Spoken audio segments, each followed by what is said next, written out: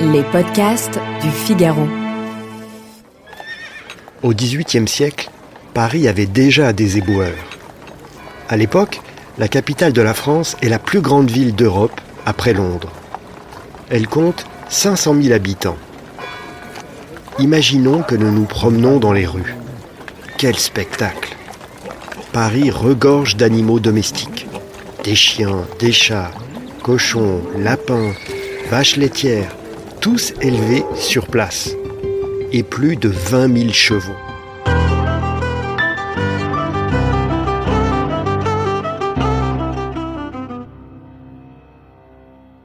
Au carrefour, on croise des troupeaux de bœufs, de moutons, de brebis, acheminés de toute la France pour nourrir les Parisiens.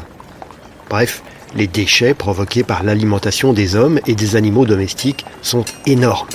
Et puis, il y a les saletés, provoquées par les chantiers de bâtiments, les manufactures, le travail des artisans. Les tanneries, par exemple, très polluantes, sont installées sur les rives de la Bièvre pour évacuer plus facilement les déchets. Les feux de cheminée entraînent de la cendre de bois. Dans les rues, entre les pavés, du sable s'infiltre.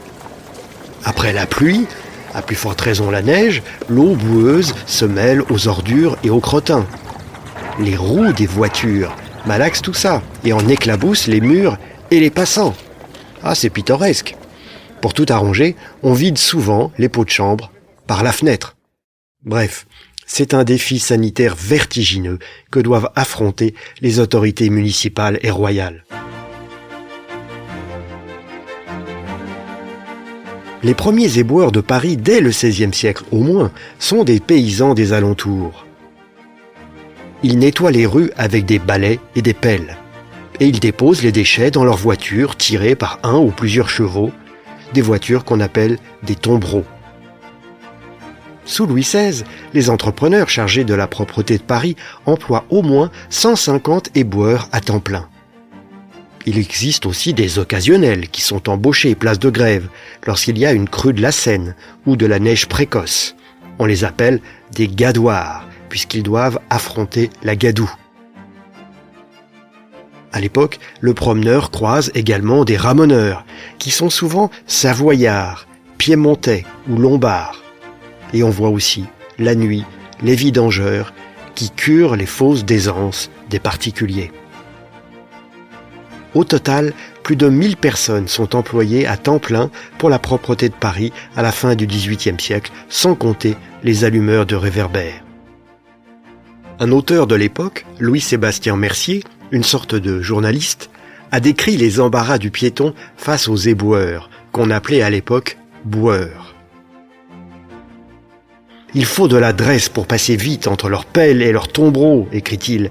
Si vous ne prenez pas bien votre temps, si votre élan manque de justesse, la pelle du boueur se verse dans votre poche, écrit Mercier. Vous longez avec confiance une rue immobile, une pelletée d'ordures vous descend sur la tête. »